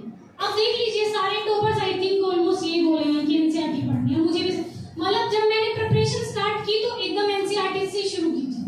एनसीईआरटी हिस्ट्री की पढ़नी है, पॉलिटिकल साइंस की पढ़नी है और ज्योग्राफी की और इकोनॉमिक्स की 9th से स्टार्ट होती है। तो 9th वाले में तो कुछ है नहीं, पालमपुर की कहानी है। तो और वो 11th में भी एक शायद मैक्रो माइक्रो है, तो माइक्रो वाली नहीं पढ़नी है जिसमें ग्राफ है। वो तो मैं तो ऐसी थी कि मैंने तो ग्राफ भी पढ़ दिए थे। तो मतलब आपको स्मार्ट तरीके से पढ़ना है, वो वाली नहीं पढ़नी है जो इसमें मैक्रो है, जिसमें मतलब मुद्रास्फीति और ये सब बताए गए हैं, वो वाला पढ़ना है। मुझे ऐसा लगता है एनसीईआरटी पर पढ़ लेनी चाहिए। मतलब थोड़ा सा ना उनसे कॉन्सेप्ट्स क्लियर हो जाते हैं, जैसे एकदम बचपन से हम पढ़ते ही हैं, मतलब 10th 11th 10th तक तो सभी पढ़ते हैं एनसीईआरटी। तो मुझे ऐसा लगता है कि एनसीईआरटी पढ़ लेनी चाहिए, क्योंकि जो ज्योग्राफी वाली एनसीईआरटी होती है वो तो इतनी इंपॉर्टेंट है, मतलब वो तो पढ़नी ही है, मस्ट है। वो जो उसमें 11th की ज्योग्राफी है, शायद फिजिकल ज्योग्राफी नाम है उसका, भौतिक भूगोल, हाँ वो वाली बहुत इंपॉर्टेंट है, लेकिन थोड़ी हार्ड है।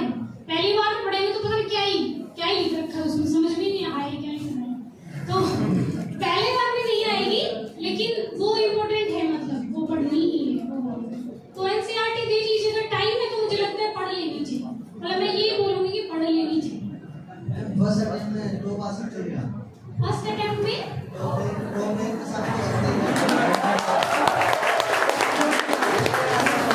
अच्छा, फर्स्ट अटेम्प्ट में फर्स्ट एकदम फर्स्ट रैंक चाहिए आपको। अच्छा, एक तो नीचे ऊपर लेकिन आना टॉप। हाँ भाई बिल्कुल आ सकते हैं, हमारी शुभकामनाएं भी आपके साथ हैं।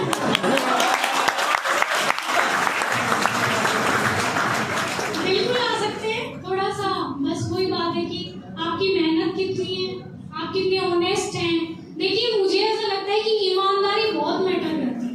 आप दूसरों से, अपने घर वालों से, अपने दोस्तों से, अपने टीचर से, सबसे छुपा सकते हैं, लेकिन अपने आप से नहीं छुपा सकते। इसलिए अपने प्रति ईमानदार रहिए। मतलब आपको खुद को ये फील होना चाहिए कि हाँ मैं उतनी मेहनत कर रही हूँ। मैं भगवान जी से यही कहती थी कि मैं जितनी मेहनत कर रही हूँ ना, मुझे बस उतना दे दीजिए। तो शायद मुझे लगता है कि मेरे से जो लोग ऊपर हैं उन्होंने मुझसे ज्यादा मेहनत की होगी, तो इसलिए वो डिजर्व करते हैं।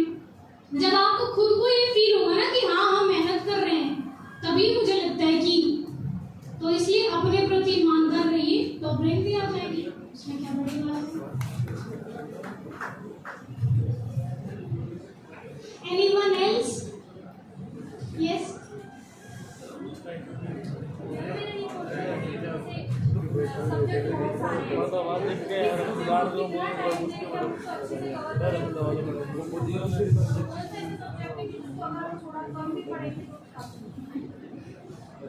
देखिए सिलेबस तो आपको पता ही है, सब्जेक्ट्स भी आपको पता है, हिस्ट्री ज्योग्राफी डिजास्टर जो भी है, जो एकदम कोर सब्जेक्ट है। जैसे पहले वाले में GS1 में हिस्ट्री है और ज्योग्राफी है, दूसरे वाले में पॉलिटिकल साइंस है, IR है, मतलब प्राइमरी तो नहीं लेकिन सेकेंडरी है, इतना इंपॉर्टेंट वो भी। थर्ड वाले में इकोनॉमिक्स है। ये मतलब कम से कम 10 सब्जेक्ट तो हैं। तो आप इस हिसाब से अपने मतलब टाइम दीजिए कि जैसे क्वेश्चन पूछे जाते हैं यूपीएससी में, जैसे मैंने बताया आप प्रीवियस क्वेश्चन देखेंगे, आपको आइडिया हो जाएगा कि इस टॉपिक से इस साल में इतने क्वेश्चन पूछे गए। और मैंने देखा है आपकी तो कोचिंग में भी जो बुक्स मिलती है उनमें लिखा रहता है कि इस टॉपिक से इस साल में इतने क्वेश्चन आए, तो आपके लिए तो और भी इजी है। तो आप उस हिसाब से टाइम दीजिए, लेकिन देखिए सिलेबस पूरा करना है। मतलब हिस्ट्री का सिलेबस पूरा होना चाहिए, आपका स्पेक्ट्रम जो मतलब जो भी है, आपका जो भी रिसोर्सेज है, जो भी आपके सोर्सेज हैं वो पूरे होने चाहिए। आपको उस टाइम जब आप मेंस लिख रहे हैं तो ये टाइम ये फील होना चाहिए कि हाँ मतलब मैंने सिलेबस अच्छे से कवर किया है। टाइम मैनेजमेंट देखिए थोड़ा आपको खुद ही करना पड़ेगा उसमें। मतलब आप अगर दिन को पढ़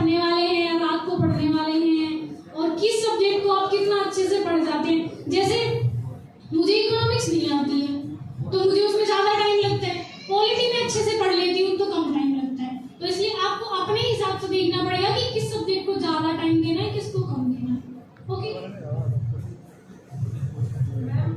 करंट अफेयर्स जैसे हमारा एग्जाम होता है प्री, तो हम कितने दिन पहले का रेडी करें, कितने टाइम पहले का मैम करंट अफेयर्स की तैयारी हम कैसे करें कि हमारा एग्जाम अगर जून में है प्री है, तो हम कितने समय का पहले का उसको रेडी करें? मैंने बताया ना, 1 साल, मतलब 1 साल का तो आपको एकदम होना चाहिए। मैंने अगस्त में शुरू किया था, अगस्त 2020 में, और मेरा जून 2021 में प्रीलिम्स था, लेकिन वो थोड़ा पोस्टपोन हो गया था 2 महीने, शायद अक्टूबर में से सितंबर में था कुछ ऐसा। तो मतलब 1 साल का तो आपको एकदम कवर करना है। आप थोड़ा ज्यादा कर सकते हैं, अगर आपकी कोचिंग चल रही है तो मुझे लगता है 1 साल से ज्यादा की होती होगी, तो आप इतना तो कवर करिए कि 1-1.5 साल का हो जाए। तो मैम जिनकी हैंड राइटिंग थोड़ी खराब है तो उसके लिए क्या करें, उसको कैसे इम्प्रूव करें?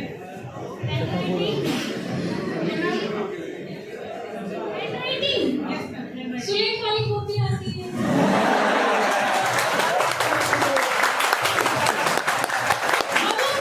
आप ऐसी खराब है कि आपको उस पे दुख हो रहा है कि हैंडराइटिंग खराब है, तो उसके लिए तो सुलेख वाली कॉपी हो सकती है। मतलब एक बार लिख लीजिएगा, क्या उसमें दिक्कत है, मतलब ताकि अक्षरों की बनावट एकदम ठीक रहे। लेकिन मुझे लगता है कि हैंडराइटिंग ज्यादा मैटर नहीं करती, लेकिन अच्छी हो तो अच्छा हो जाए।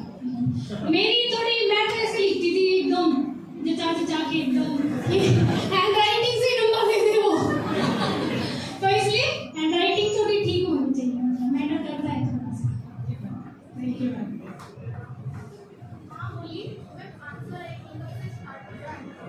आंसर राइटिंग कब से स्टार्ट करें? देखिए, आंसर राइटिंग सबसे इम्पोर्टेंट है। ये वाला पॉइंट शायद मैंने बताया नहीं, आंसर राइटिंग वाला, ये ही सब कुछ डिसाइड करेगा।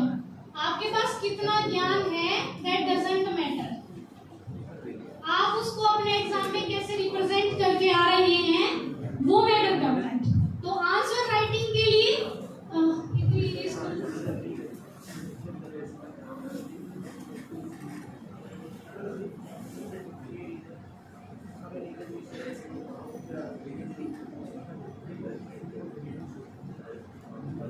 देखिए, आंसर राइटिंग सबसे पहले तो कब से शुरू करनी है, सच्ची बताऊं? आंसर राइटिंग मैंने प्रीलिम्स के बाद की थी।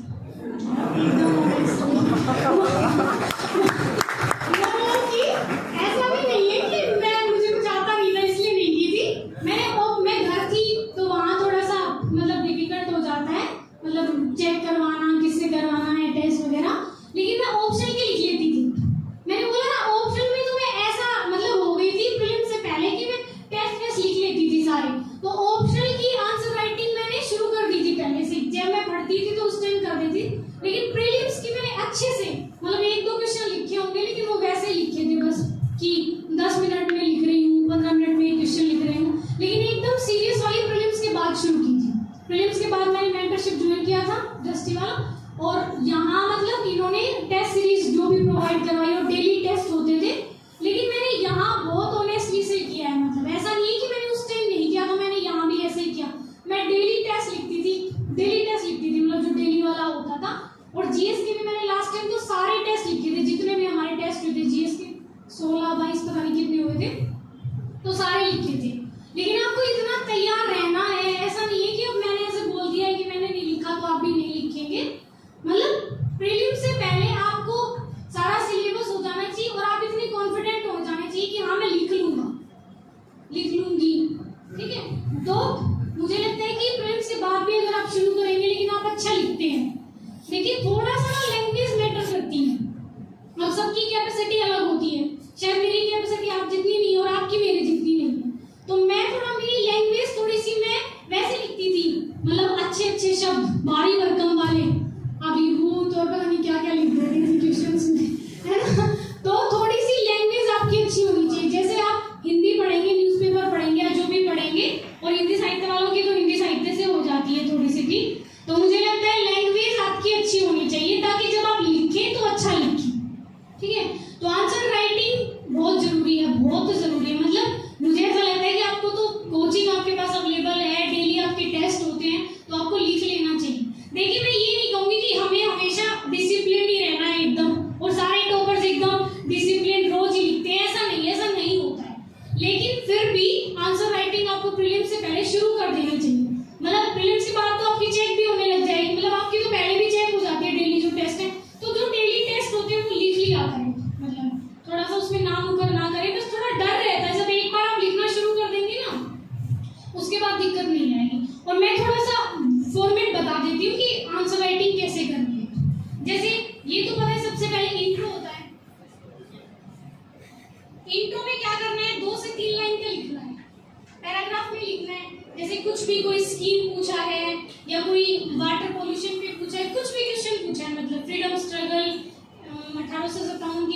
कुछ नहीं, इंट्रोडक्शन लिखना है आपको 2 से 3 लाइन का, ठीक है।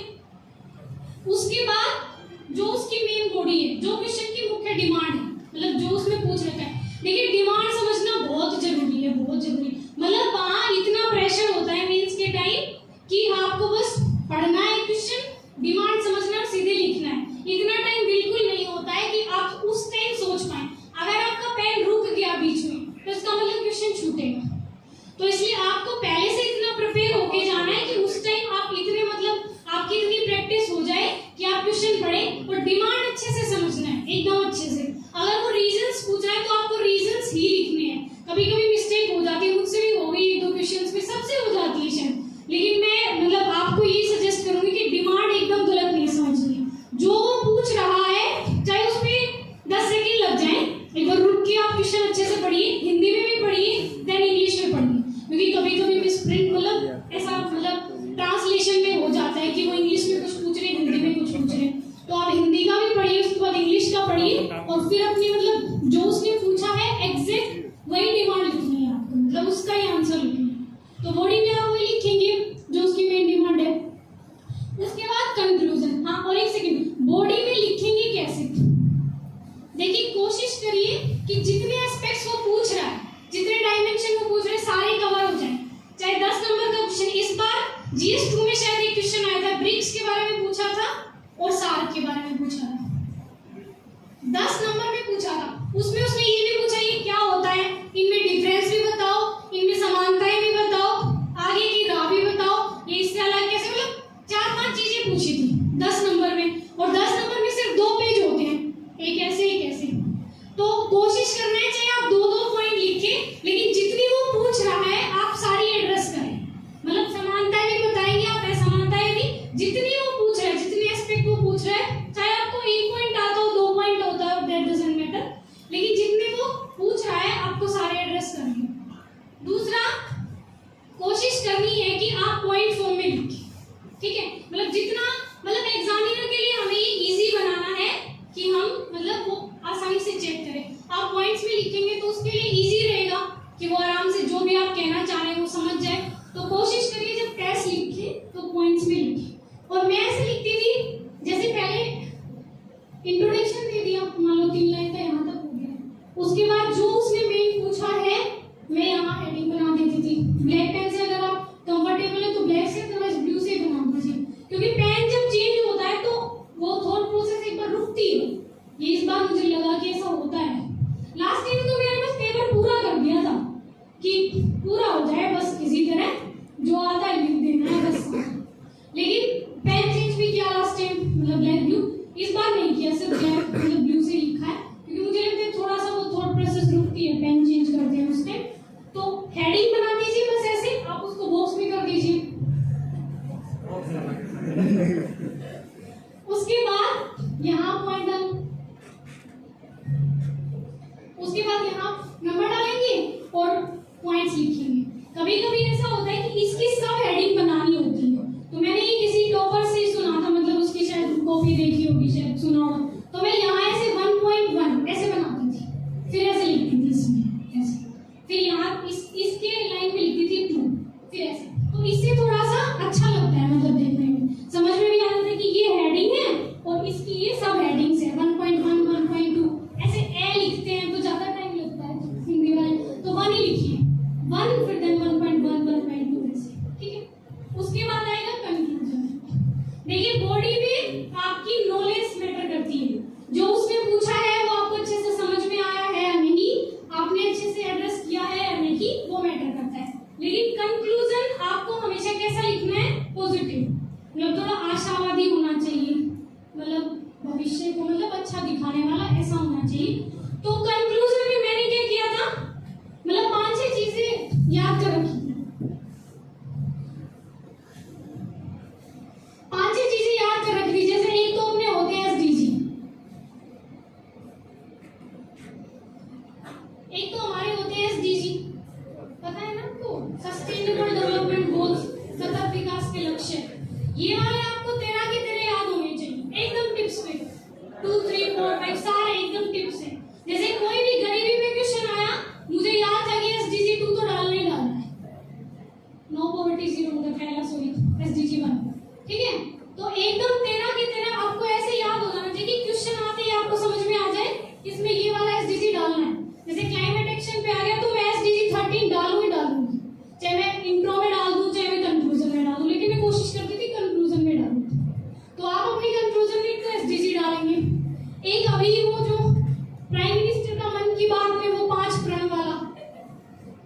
याद है ना?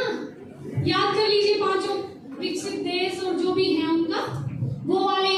मैंने पूरी कोशिश की कि क्लास में जहां भी हो सके 5 प्रण एक दो क्वेश्चंस में लिख दिए, ठीक है। और उसके बाद एक था 5 ट्रिलियन इकोनॉमी बनानी है, ये मैंने 5 ट्रिलियन इकोनॉमी बना देंगे और ऐसे मतलब लास्ट में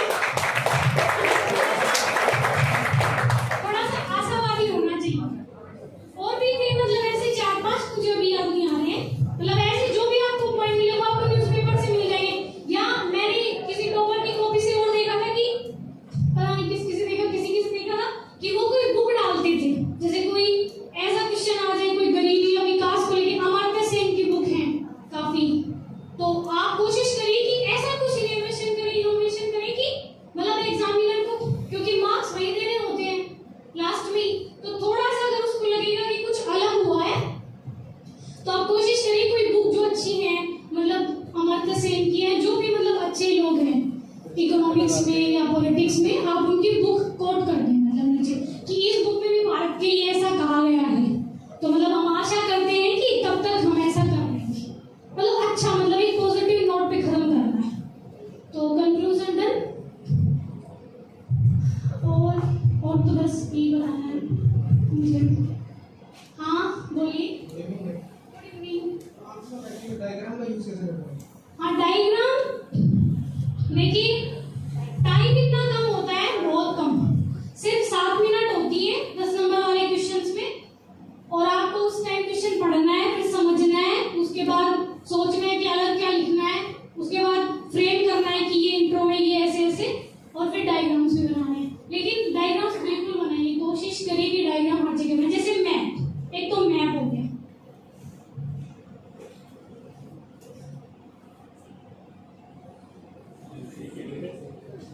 एक तो मैप वर्ल्ड का भी और इंडिया का भी, मतलब दोनों मैप आप एकदम ऐसे कर लीजिए कि 2 मिनट में बना के 2 सेकंड में। शुरू में थोड़ी दिक्कत आएगी, मैं देख के बनाती थी 1-2 बार, लेकिन 2 बार मतलब 4-5 बार मैंने प्रैक्टिस की और फिर 1-2 टेस्ट में यूज किया तो मतलब हो गया, फिर वो अपना हाथ ऐसा फ्री हो जाता है एकदम मैप पे। तो वर्ल्ड वाला भी, वर्ल्ड का भी आपको एकदम मतलब एग्जैक्ट नहीं बनाना है कि आपको ड्राइंग बनानी है, ऐसा कि हाँ समझ में आ जाए कि हाँ ये वर्ल्ड का मैप है, ठीक है। तो मैप बनाइए आप वर्ल्ड का और इंडिया का, और फ्लो डायग्राम मतलब फ्लो चार्ट जैसे लिखते हैं तो उसमें बना सकते हैं। जैसे मैंने लास्ट टाइम 1-2 ढूंढे थे, उस टाइम दिमाग में रहते तो नहीं है, लेकिन अगर प्रैक्टिस हो जाएगी आपकी तो आ जाएंगे। जैसे मैंने ये देखा था किसी की नोटबुक में, मतलब मैं अलग बनाती थी, थोड़ा ऐसे यहाँ हेडिंग लिखती थी और फिर ऐसे करती थी, ऐसे ऐसे ऐसे और ऐसे। मैंने ये किसी के में देखा नहीं था, 1-2 लोगों के में देखा था तो मुझे लगा अच्छा है, तो ऊपर मैं लिखती थी पॉजिटिव और नीचे मैं लिखती थी नेगेटिव, तो थोड़ा अच्छा लगता है। और अगर ज्यादा मुझे याद नहीं जाता तो मैं यहाँ ऐसे कर देती थी, या नेगेटिव मतलब नकारात्मक और यहाँ ऐसे करके सकारात्मक फिर लिखती थी, तो अच्छा लगता है। मतलब पूरा पेज अगर आपका कहीं आपसे पूछा गया है, कोई स्कीम दे दी और आपसे पूछा जाए कि बताइए इसके प्रोज और कॉन्स क्या होंगे, तो आप पूरे पेज पे अगर ऐसे बना रहे हैं तो मुझे लगता है ये हीट करता है।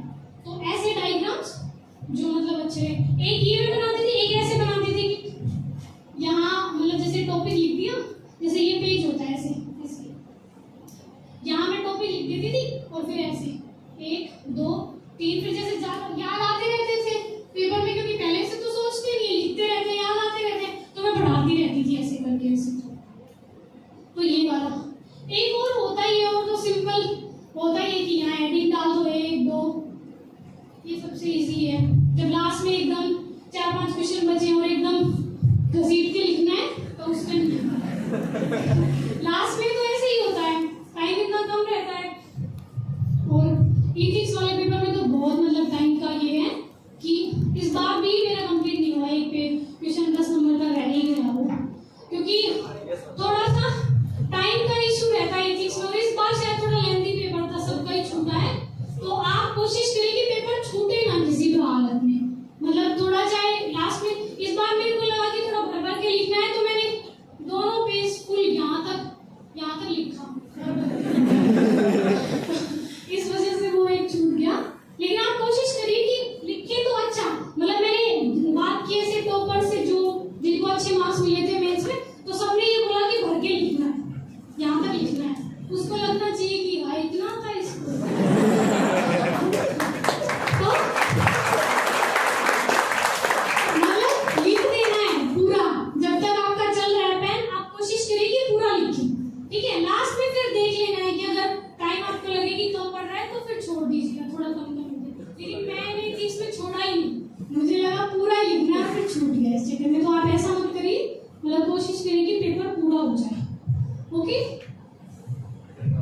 Yes, yes. Good evening ma'am. Yes, yes. Ma'am actually अभी आपने कहा कि घर के दोनों साइड के बीच फटे हैं। हमारा क्या मतलब क्वालिटी भी होनी चाहिए। एक्चुअली बात ये होता है कि जैसे मैंने कुछ टॉपर्स की कॉपी देखी तो वो ना शॉर्ट बुलेटिन पॉइंट्स में ना अपना आंसर लिख देता है पूरा। हर बार के मेरा मतलब है कि पेज पूरे होने चाहिए। मैं ये नहीं कह रही हूँ कि आप यहाँ से शुरू करें और यहाँ तक ऐसे भरें। मेरे कहने का मतलब ये है कि आपका पेज भरा लगना चाहिए। ऐसा नहीं पॉइंट्स में लिखिए, आप बिल्कुल बुलेटिन पॉइंट्स में लिखिए। जैसे ये आपने लिखा, आप ऐसे पॉइंट से लिखेंगे बिल्कुल। लेकिन मेरे कहने का मतलब ये, अगर आपके पास टाइम है, आपकी स्पीड अच्छी है, तो पेज खाली मत छोड़िए। मैंने सिर्फ ये कहा। पिछली बार मतलब इस बार जब मेरा सिलेक्शन हुआ है, मैंने छोड़ा था पेज, मतलब थोड़ा थोड़ा।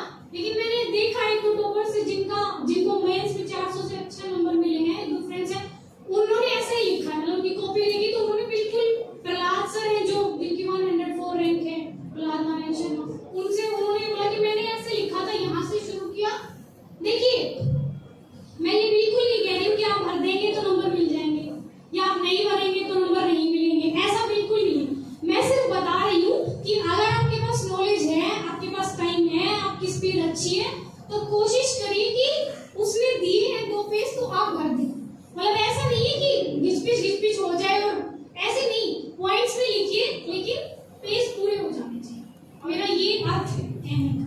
और मैम जैसे 150 वर्ड का 10 मार्क्स का जो होता है ना वो लिखना पड़ता है, पर उसमें कई टॉपर्स ने 60, 70, 80 वर्ड्स तक ही कर रखा है, कंप्लीट हो गया उसमें उनका आंसर।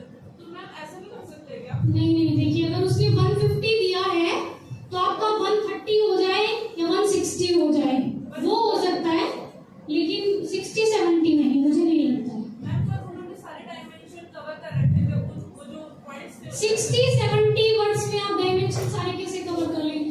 देखिए, कभी-कभी ऐसे भी हो जाता है कि यूपीएससी टेस्ट सीरीज में जैसे क्वेश्चन पूछे जाते हैं उससे अलग पूछता है। आपको अगर लगे कि आपके सारे डायमेंशंस कवर हो गए हैं, आपके 60-70 में कवर हो गए, लेकिन फिर भी अगर उसने 150 की लिमिट दे रखी है तो आप आसपास रहिए। मुझे नहीं लगता आपको 60 पे समझ जाना चाहिए। मतलब 60 तो लेस देन हाफ हो गया ना, 150 से बहुत कम हो गया। तो मुझे देखिए पर्सनली ऐसा लगता है कि आप 160 लिख सकते हैं या 140, 130 लिख सकते हैं, लेकिन 60 तो बहुत कम हो जाएगा।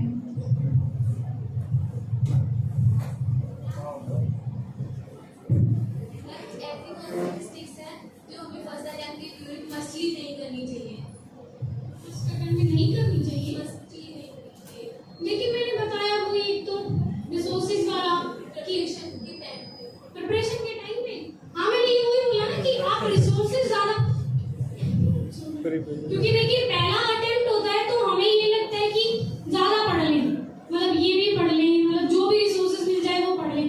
लेकिन मुझे ऐसा लगता है कि अगर आपका पहला अटेम्प्ट, मतलब कोई सा भी अटेम्प्ट है, जो भी अटेम्प्ट है आपका, कोशिश करिए कि आपके जो सोर्सेज हैं वो लिमिटेड रहें।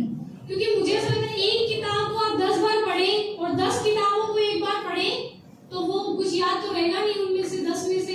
तो आप एक किताब को जितना आपको आता है ना आप उतना लिख आएंगे ना, तो वो इनफ है। लेकिन आपको बस फैक्ट होने चाहिए, मतलब आप अपनी बात पूरे तर्क के साथ रख रहे हैं। तो मुझे लगता है सोर्सेज अपने लिमिटेड रखिए, थोड़ा कंसिस्टेंसी रखिए। डेली 8 आवर्स, मतलब 8 घंटे तो पढ़ना ही पढ़ना है। मतलब थोड़ा कम ज्यादा हो जाए किसी दिन, बर्थडे वाले दिन लेकिन मतलब 8 आवर्स कंप्लीट करनी है। किसी दिन 10 हो जाए, किसी दिन 6 हो जाए, लेकिन 8 घंटे कंप्लीट करनी है। Good evening ma'am. Good evening. आपके जो इंटरव्यू का जो एक्सपीरियंस था वो शेयर कर दीजिए। इंटरव्यू में जो आपका एक्सपीरियंस था वो शेयर कर दीजिए। देखिए, इंटरव्यू में मुझे लगता है कि आपकी नॉलेज तो प्रीलिम्स में चेक हो गई है, मेंस में चेक हो गई है, तो इंटरव्यू में बेसिकली आपकी पर्सनैलिटी जज होगी कि आप कैसी पर्सनैलिटी हैं और कितना आपका कॉन्फिडेंस है। और ये सब ऐसे होता है, कह देते हैं कि ये वाला बोर्ड हार्ड है, ये वाला इजी है। बेशक से बोर्ड्स के मार्क्स में डिफरेंस होता है, लेकिन मुझे नहीं लगता ऐसा कि कोई बोर्ड ऐसा होएगा जो मार्क्स नहीं देना चाहेगा। मुझे मैम का बोर्ड मिला था, सत्यवती मैम का, और वो साउथ से हैं, तो मुझे ऐसे ही बोला गया कि बहुत टफ होता है और इंग्लिश में पूछती है सारा। और मैं मतलब आपको उस टाइम ही पता चलता है जब आप वहाँ केबिन के बाहर बैठे होते हैं, जब आपका नंबर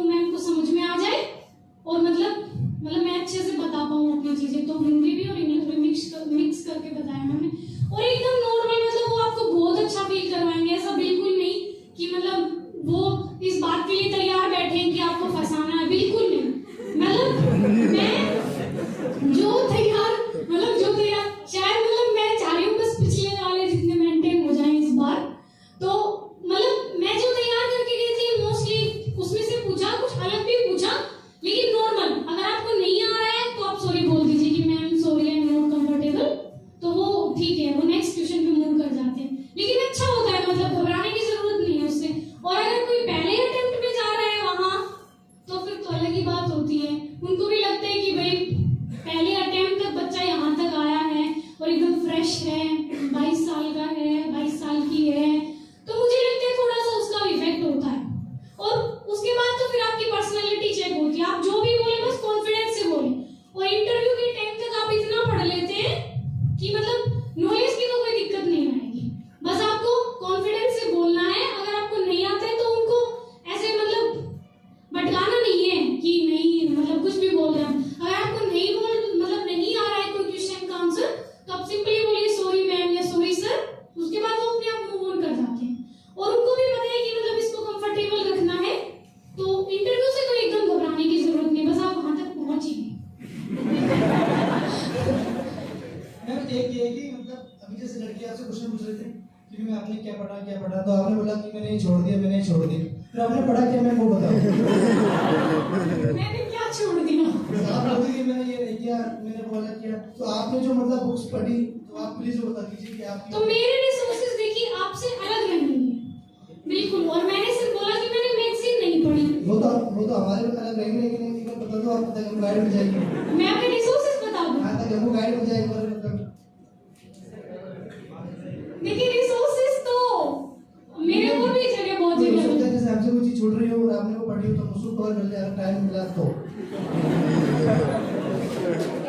आप मुझसे बिल्कुल ज्यादा कवर कर लेंगे, इस बात में कोई दो राय नहीं है।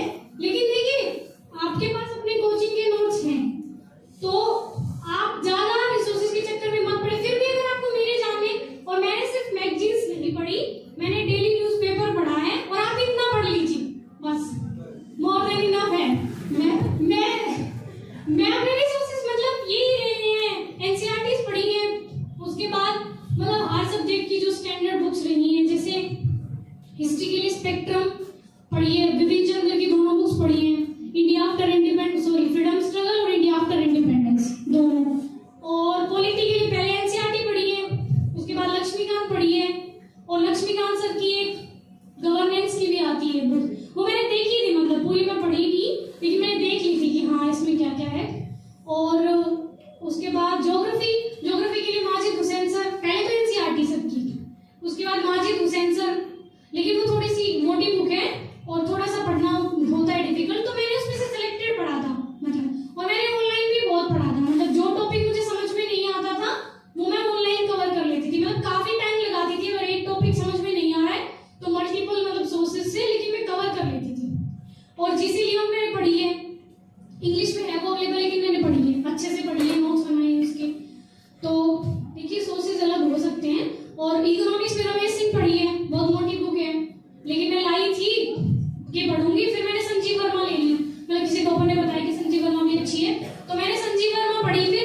लेकिन रमेश सिंह भी मेरे पास थी, तो मुझे अगर कुछ उसमें अच्छा लगता था या संजीव वर्मा में समझ में नहीं आ रहा है तो रमेश सिंह भी पढ़ी थी। उसके बाद बजट पढ़ेंगे आप, इकोनॉमिक सर्वे पढ़ेंगे आप, फिर एक दो मतलब ऑनलाइन भी बना सकते लेक्चर्स हैं जो मतलब, और एथिक्स के लिए लेक्सिकॉन पढ़ी थी, और उसके बाद दस्ते की टेस्ट सीरीज दी थी जो यहाँ मेंटरशिप में हुई थी। ऑप्शन के लिए सिर्फ सर के नोट्स पढ़े थे और कुछ भी नहीं पढ़ा, बस टेस्ट सीरीज दी थी और वो भी दृष्टि की सिर्फ। और क्या रह गया? और मैम जैसे मैंने अपनी बहुत जगह काउंसलिंग करवाई है इस प्रिपरेशन से पहले, तो मैम सामने मेरे से मतलब आप बताना ये बात सही है गलत है, मतलब कि सब ये बोलते हैं कि ज़्यादा पढ़ने से कभी सिलेक्शन नहीं होता। आगे बोलना तो मतलब वो ये बोलते हैं कि सिलेक्शन होता है वो हमेशा सिंसियरिटी और मैच्योरिटी से होता है। पढ़ना तो आपको यही है, लेकिन पढ़ो कम, लेकिन अपने जीवन के अंदर जब तक आपका सिलेक्शन हो जाता है तब तक आप अपने जीवन में डेली जो नेचर है आपका उसमें सिंसियरिटी मैच्योरिटी लाएं। क्या ये बात सही है? बिल्कुल बिल्कुल, वो तो होता ही है आपकी पर्सनालिटी में सिंसियरिटी। मैंने भी तो वही बोला है कि आप अपने लिए सिंसियरिटी का मतलब ये है ना कि आप जो कर रहे हैं उसको मेहनत से कर रहे हैं, अपने लिए ईमानदार है, अपने पेरेंट्स के लिए ईमानदार है, अपने टीचर्स के लिए ईमानदार है। और मेच्योरिटी भी देखिए डिपेंड तो करती है, लेकिन ऐसा नहीं है कि आप 21 साल अगर यूपीएससी ने डिसाइड किया है तो इसका मतलब है कि वो सिर्फ 21 साल वाली मेच्योरिटी चाह रहे हैं। अगर आप 21 साल से ऊपर हैं इसका मतलब वो मेच्योरिटी आप में है, मतलब होनी चाहिए जो यूपीएससी चाह रही है। तो एज उसने सोच समझ के डिसाइड किया है, ऐसा तो है नहीं कि मेच्योरिटी के लिए आप 10-12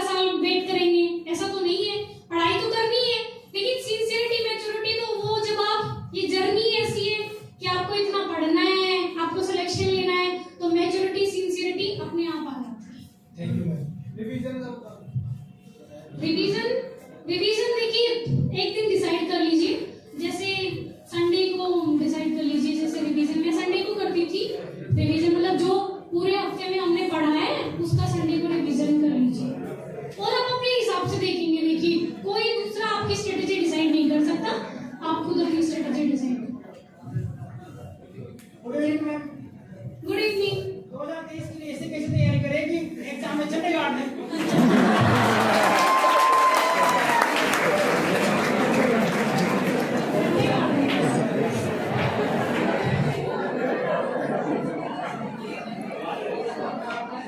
झंडे तो तभी करेंगे जब आप पे वो सिंसियरिटी मैच्योरिटी होगी।